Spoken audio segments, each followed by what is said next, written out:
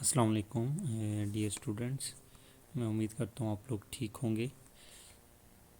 बिस्मिल्लाहिर्रहमानिर्रहीम। जैसा कि आपको पता है हम लोगों ने चैप्टर नंबर 4 लास्ट लेक्चर में एंड कर लिया था और चैप्टर नंबर 4 से रिलेटेड कुछ एक्स्ट्रा रीजनिंग एमसीक्यूज़ और शॉर्ट क्वेश्चंस इस लेक्चर के अंदर हम लोग इसको क्लियर करेंगे और इसको हम लोग देखेंगे। अब हम लोगों ने हॉर्स पावर के बारे में पढ़ा था। अगर मैं आप लोगों से पूछूं डिफाइन हॉर्स पावर के हॉर्स पावर से क्या मुराद है, हम लोग हॉर्स पावर किसे कहते हैं, तो आप इसको कैसे डिफाइन करेंगे। आप लोग डिफाइन करेंगे it can be defined as, हम हॉर्स पावर को डिफाइन करते हैं बेसिकली 550 हॉर्स पावर को हम लोग डिफाइन करेंगे और हॉर्स पावर को हम लोग डिफाइन करेंगे। It is defined as 550 foot pound 550 foot pound of work done 550 pound foot pound of work done in 1 second in 1 second is called horsepower. तो आपके पास बेसिकली कहता है कि हॉर्स पावर जिसे हम एचपी से रिप्रेजेंट करते हैं, तो 1 सेकंड के अंदर अगर 550 फुट पाउंड वर्क डन होता है तो हम कहते हैं वो क्या है, हॉर्स पावर है। वो किसकी इक्वल है, हॉर्स पावर है। उसके बाद नेक्स्ट क्वेश्चन आपको क्लियर होना चाहिए। अगर मैं आपसे पूछूं कि what are the bigger units of power, what are bigger units of power के आपके पास जो पावर की बिगर यूनिट्स क्या होती हैं, तो आप लोग क्या आंसर देंगे। तो आप लोग उसके आंसर में लिखेंगे 1 किलोवाट 10 की पावर 3 वाट 1 किलोवाट। उसके बाद 1 मेगावाट उसके बाद 1 गीगावाट। ये आपके पास बिगर यूनिट्स हैं, ये आपके पास क्या हैं, बिगर यूनिट्स हैं। उसके बाद आप लोगों ने एमसीक्यूज़ के पॉइंट ऑफ व्यू से एक टेबल तैयार करना है जो आपकी बुक की साइड इंफॉर्मेशन पे है। फॉर एग्जांपल वो वाला टेबल जिसमें जाके देखें आपके पास जंबो जेट एयरक्राफ्ट की कितनी पावर होती है। जंबो जेट एयरक्राफ्ट की कितनी पावर होती है, तो आप लोग टिक करेंगे 1.3 10 की पावर 8 वाट 1.3 10 की पावर 8 वाट। इसी तरह उसी टेबल के अंदर मैं आपसे पूछूं कि पॉकेट कैलकुलेटर, जो आपके पास पॉकेट कैलकुलेटर है उसकी कितनी पावर होती है, तो आप लोग टिक करेंगे 7.5 10 की पावर -4 वाट इंटू सो। इसी तरह बाकी भी आपके पास electric heater, colour TV, car at 90 जो फर्दर हैं, और फ्लैश लाइट बल्ब। फर्दर जो 4 वैल्यूज़ हैं ये आप लोगों को याद होनी चाहिए, आप लोगों ने देख लेनी है। उसके बाद आप लोगों को एक और एमसीक्यूज़ के पॉइंट ऑफ व्यू से क्लियर होना चाहिए कि एमसीक्यूज़ के पॉइंट ऑफ व्यू से आपको ये वैल्यू याद होनी चाहिए कि आपके पास बर्निंग ऑफ 1 टन कोयल, ठीक है, जो कोयल है आपके पास, कोयला जिसे हम लोग बोलते हैं, 1 टन कोयले के अंदर कितनी ताकत होती है, कितनी एनर्जी होती है, तो आप लोग टिक करेंगे 30 मल्टीप्लाई बाय 10 की पावर 9 जूल। इतनी ताकत होती है। इसी तरह 1 litre burning of 1 litre petrol में कितनी ताकत होती है, तो ये आपको वैल्यूज़ आनी चाहिए। इसके अलावा टेबल के अंदर 3 और वैल्यूज़ हैं जो आप लोगों ने रिमेंबर करनी है, याद करनी है कि आपके पास इसकी इक्वल होता है। अब जो मेन है, आप लोगों ने 2 और साइड इंफॉर्मेशंस हैं आपके पास। साइड इंफॉर्मेशन से रिलेटेड आप लोगों ने 2 और वैल्यूज़ को याद करना है। कहता है कि how much energy use to make a car and how much energy used by car in its life time. Question है in the life time of car आपके पास लाइफ टाइम ऑफ कार में, कार बनाने में और जितनी वो ज़िंदगी गुजारेगी लाइफ टाइम में, कितनी एनर्जी चाहिए होती है। तो आप लोगों ने MCQs के लिहाज से याद रखना है 9 इंटू 10⁹ जूल आपके पास एनर्जी चाहिए होती है टू मेक कार बनाने के लिए, और जो वो यूज़ करती है 1 into 10⁻12 joule of energy from petrol in his life time. तो 1 इंटू 10⁻12 जूल एनर्जी जो आपके पास है फ्रॉम पेट्रोल से जो गाड़ी आपकी एनर्जी हासिल करती है और जो यूज़ करती है वो आपके पास कितनी है 1 इंटू 10⁻12 जूल, और जो कार बनाने में एनर्जी चाहिए होती है आप MCQs में टिक करेंगे 9 × 10⁻9 जूल इसके इक्वल होती है। उसके बाद कहता है कि नेक्स्ट जो आप लोगों ने चीज़ ज़हन में रखनी है एक और MCQs कहता है कि एक दिन के अंदर, ये भी MCQs के पॉइंट ऑफ व्यू से आपने ज़हन में रखना है कि एक दिन के अंदर आप कितनी एनर्जी जो खाते हैं वो पेट्रोल की कितनी एनर्जी की इक्वल होता है। 1 डे में जो आपकी एनर्जी है, energy from food becomes equal to कितने amount of energy of petrol की इक्वल होती है, अमाउंट ऑफ पेट्रोल एनर्जी कि पेट्रोल की कितनी एनर्जी की इक्वल होती है जो एवरेज एक आदमी खाता है दिन में। तो आप इसका आंसर लिखेंगे ऑल द फूड, बेसिकली जितना हम खाना खाते हैं, all the food you eat जो आप लोग खाते हैं in one day has about the some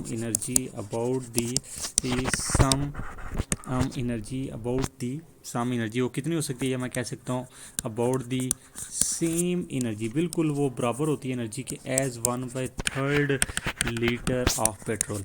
जो पेट्रोल का 1/3 लीटर होता है उसका जो हिस्सा होता है वो एनर्जी हमारे पास जो एक आदमी नॉर्मल एक आदमी को चाहिए होती है वो दिन के अंदर जो खाना खाता है उससे हासिल करता है। तो आपने टिक करना है 1/3 लीटर ऑफ पेट्रोल। आपसे MCQ में पूछा जा सकता है हाफ लीटर, 1 लीटर, 2 लीटर, तो आपने इस पर टिक कर देना है। अब कुछ सॉल्व करने वाले एक्स्ट्रा रीजनिंग शॉर्ट आंसर अगर आपसे पूछा जाए at what angle magnitude of work done is equal to magnitude of work done is equal to its maximum magnitude, तो आप इसको कैसे कैलकुलेट करके देंगे। इसके लिए मैंने कैलकुलेट क्या करना है, eight what angle theta calculate करना है, जिसमें उसने पूछा है आपके पास कि work done W.D stand for कितने एंगल पे जो वर्क डन होता है वो मैक्सिमम वर्क डन के इक्वल होता है। तो वर्क डन का फार्मूला आप लोगों ने क्या पढ़ा है, F.D, और मैक्सिमम वर्क डन का फार्मूला क्या होता है FD। आपको कैसे पता मैक्सिमम का ये फार्मूला होता है W = F.D होता है, W = FD cause of theta होता है। तो मैक्सिमम वर्क के लिए हम क्या पुट करते हैं, एंगल कितना होना चाहिए 0 डिग्री, कॉस 0 डिग्री किसके इक्वल होता है 1 के। तो वर्क मैक्सिमम कॉस 0 डिग्री 1 तो इक्वल टू क्या आ जाएगा FD आ जाएगा। तो इसलिए मैक्सिमम वर्क डन FD होता है और सिंपल वर्क डन F.D होता है। तो FD डॉट हटा के cos of theta equal to क्या लिख लिया आप लोगों ने FD लिख लिया। आप लोगों ने एंगल कैलकुलेट करना है, एंगल इधर रहने दें, FD ये इधर मल्टीप्लाई हो रहा है, इधर नीचे आके क्या हो जाएगा डिवाइड हो जाएगा। तो FD से क्या हो गया कैंसिल हो गया, इस साइड पे क्या रह गया 1 रह जाएगा, आपके पास क्या रह जाएगा 1। तो कॉस थीटा किसके इक्वल आ गया 1, तो थीटा इक्वल टू आ गया कॉस इनवर्स 1। तो कॉस की वैल्यू 1 कितने एंगल पे होती है, शिफ्ट दबाएं कॉस लिखा आएगा, कॉस इनवर्स आगे 1 लिखें 0 डिग्री। तो आप लोग टिक करेंगे 0 डिग्री के ऊपर work done equal to maximum of work done के इक्वल होता है। अब नेक्स्ट एक और अगर रीजनिंग क्वेश्चन मैं आपसे पूछूं और आपको कहूँ डज दी एस्केप वेलोसिटी जो आपके पास एस्केप वेलोसिटी होती है depends upon the mass of the body, depends upon the mass of body और mass of planet कि जो escape velocity है वो mass of body पे डिपेंड करती है या mass of planet पे डिपेंड करती है। तो आप लोग लिखेंगे एज वी नो, जैसा कि हम जानते हैं, हम क्या जानते हैं, हम escape velocity के फार्मूले से जानते हैं जो हमने प्रूव किया है, G_m/r। अगर मैथ्स का कोई आप फार्मूला आपने प्रूव करते हुए escape velocity का मैथ्स के हवाले से अगर बात करनी है तो ये फार्मूला लिखेंगे। अगर मैथ्स को इग्नोर करना है तो स्मॉल gr वाला लिखेंगे। इस फार्मूले के मुताबिक आप देखें तो आप लोग लिखेंगे द escape velocity, जो हमारे पास escape velocity है, द escape velocity डिपेंड्स, ये किसके ऊपर डिपेंड कर रही है, upon the mass of planet, upon the mass of planets। ये mass of planets पे डिपेंड कर रही है। कैपिटल एम किसको शो कर रहा है, mass of planet को, but not on the mass of object। ये mass of object पे डिपेंड नहीं कर रही, ये किस पे डिपेंड कर रही है, mass of planet पे। इसके बाद अगर आपसे ये पूछा जाए कि जो ऑलरेडी हमने जनरल बात की थी कि काइनेटिक एनर्जी और मोमेंटम का रिलेशन, तो हमने प्रूव किया ऑलरेडी लेक्चर में। काइनेटिक एनर्जी किसकी इक्वल होती है, p²/2m। तो नेक्स्ट अगर मैं रीजनिंग क्वेश्चन पूछ लूँ आपसे, अ लाइट बॉडी, एक हमारे पास लाइट बॉडी है एंड हैवी बॉडी, और दूसरी जो बॉडी है हमारे पास क्या है, हैवी बॉडी है। A light body and heavy body have equal kinetic energy, इनकी काइनेटिक एनर्जी क्या है, इक्वल है। Which of has larger momentum, which of has larger momentum. तो आप मुझे बताएं कि लाइटर और हैवी में से लार्जर मोमेंटम किसका होगा। दो बॉडीज़ हैं, हमें पता है दोनों की काइनेटिक एनर्जी क्या है equal kinetic energy. Kinetic energy क्या है, इक्वल। तो मैंने जो मेरा सवाल था, सवाल के मुताबिक मैंने काइनेटिक एनर्जी इक्वल शो कर ली। एक को 1 का नाम दे दिया, एक को 2 का। एक लाइटर होगी, दूसरी क्या होगी, हैवियर होगी। उनकी काइनेटिक एनर्जी क्या है, सेम है। अब काइनेटिक एनर्जी मोमेंटम की बात कर रहा है, तो kinetic energy in term of momentum हम फार्मूला ऑलरेडी प्रूव कर चुके हैं, p²/2m की इक्वल होता है। तो काइनेटिक एनर्जी एक हमारे पास लाइटर बॉडी है और दूसरी मेरे पास क्या है, हैवियर बॉडी है। तो काइनेटिक एनर्जी, ये फर्स्ट बॉडी दोबारा लिख रहा हूँ, kinetic energy second body p²/2m लिखा, p²/2m लिखा। एक का मैस m1 है तो मोमेंटम क्या होगा, p1। दूसरे का मैस m2 है तो मोमेंटम क्या होगा, p2। 2 क्या है, साथ कांस्टेंट है। हमने मोमेंटम निकालना है तो p1² और p2² उधर मल्टीप्लाई हो रहा है, इधर नीचे आके क्या हो जाएगा, डिवाइड। 2m1 ओवर क्या मैंने लिख लिया 2m2। 2 से क्या हो जाएगा, कैंसिल। 2 से क्या हो जाएगा, कैंसिल। तो आपके पास आ जाएगा p1² over p2² m1 over m2। तो p1 ओवर p2 का होल स्क्वायर लिख लिया, taking square root on both sides, क्योंकि मैंने मोमेंटम की रेशियो निकाली है, क्या फ़र्क पड़ता है। तो p1 over p2 into square root m1 over square root m2। तो p1 over p2 square m1 square root और m2 स्क्वायर रूट। तो यहाँ से आप देखें कि अगर मोमेंटम काइनेटिक एनर्जी इक्वल हो तो इनके मोमेंटम की रेशियो आपके पास किसकी इक्वल होती है, square root m1 ratio square root m2। Square root का मतलब होता है कि मैथ का इफेक्ट हाफ हो जाता है। मैथ का इफेक्ट क्या हो जाता है, हाफ हो जाता है। तो आप इस रेशियो पर टिक करेंगे, square root m ratio square root m2, ये आप टिक करेंगे। अब नेक्स्ट एक और रीजनिंग क्वेश्चन मैं आपसे पूछूं, why no work is done by centripetal force. ये हम अगले 5वें चैप्टर में देखेंगे कि सेंट्रीपिटल फोर्स क्या कोई वर्क करती है। तो सबसे पहले आपने ये जन रखना है, सेंट्रीपिटल फोर्स कोई वर्क नहीं करती। सेंट्रीपिटल फोर्स कोई वर्क नहीं करती, क्योंकि सेंट्रीपिटल फोर्स तब पैदा होती है जब कुछ इस कर्व्ड पाथ में मूव करती है, ऐसे गोल दायरे में। जब कुछ चीज़ कर्व्ड पाथ में मूव करती है तो ये सेंटर से force, centripetal force toward centre होती है। यहाँ पे क्या कवर हो रहा होता है, डिस्प्लेसमेंट। तो फोर्स और डिस्प्लेसमेंट आपस में एंगल कितना बना रहे हैं, यहाँ पे 90 डिग्री। कितना एंगल बना रहे हैं, 90 डिग्री। तो फिर आप वर्क निकालेंगे, आपको पता है वर्क का फार्मूला क्या होता है, W = F.D, F cos of theta. तो W = F D into cos क्या आ जाएगा 90 डिग्री, और आपके पास आ जाएगा कॉज 90 डिग्री क्या होता है 0, तो डब्ल्यू इज इक्वल टू 0। तो आप लोग ये मैथमेटिकली प्रूव करके देंगे और आप ये कहेंगे कि सेंट्रीपिटल फोर्स कोई वर्क डन नहीं करती, सेंट्रीपिटल फोर्स कोई वर्क डन नहीं करती। नेक्स्ट क्वेश्चन अगर मैं आपसे पूछूं, the momentum of particle, the momentum of particle is, the momentum of particle is numerically, the momentum of particle is numerically equal to kinetic energy, numerically equal to kinetic energy. What is the velocity of particle, what is velocity of particle? तो फिर आप बताएं particle की velocity क्या होगी। Momentum अगर किसकी equal हो जाए काइनेटिक एनर्जी के, तो फिर आप बताएं कि पार्टिकल की वेलोसिटी क्या होगी। तो अकॉर्डिंग टू गिवन